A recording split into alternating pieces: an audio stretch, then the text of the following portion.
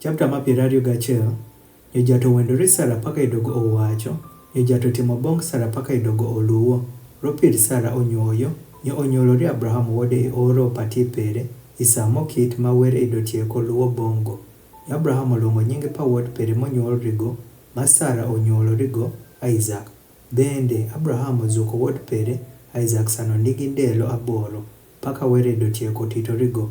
Abraham ido nigi oro 100 isamo nyuolrigo wuod pere Isaac. Nyo Sara owacho, were otimo an anyeri, ameno ni jije mala winjo gime jola nyero gi an. Bende go owacho, ng'ama ido nyalo wacho bong Abraham ni Sara ido kidho miyo nyithindo dhoth. Ropir anyuolorigo wuode i oro pa ti pere.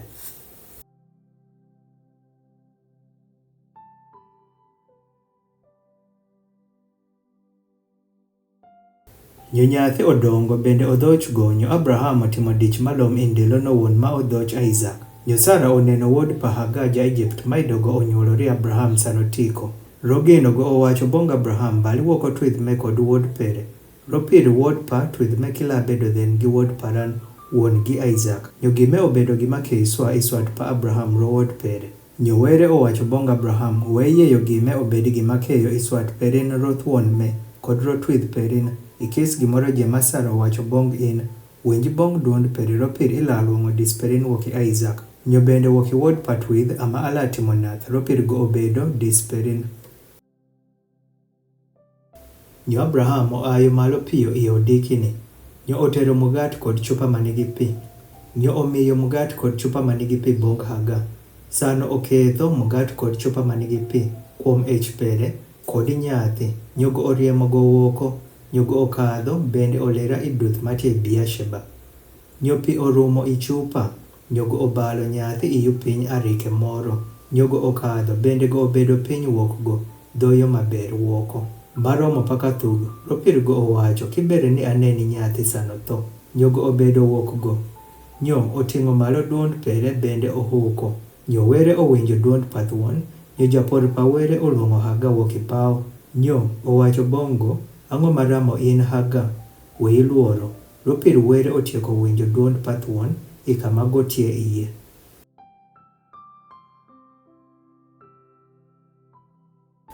Ai malo, ting'e thuon bende makigo i ching perin.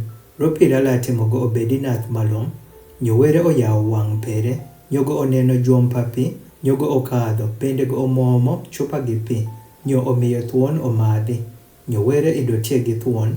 Nyogo odongo. Nyo idogo bedo iduth. Nyogo olokere jathur. Nyo idogo bedo iduth matie paran. Nyo min pere olimorigo buong wuoki lo ma Egypt. Nyo bino bedo isano wuon ni Abimelech kod pichol jatel matei paluony pere oluwo bong Abraham sano wacho. Were tie gi in ikis gimoro je ma itimo.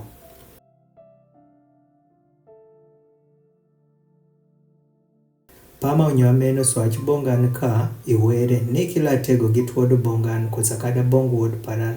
Kosakada bong wuod pa wuod paran. To sano ilonyo ma atieko timo bongin. Ameno apaka ila timo bong an kod bong lowo kama ibecho iye. Nyo Abraham owacho las wacho. Nyo Abraham odhawo gi Abimelech ro juom papi. Ma jotich pa Abimelech id jotieko tero wuoko gi nweny.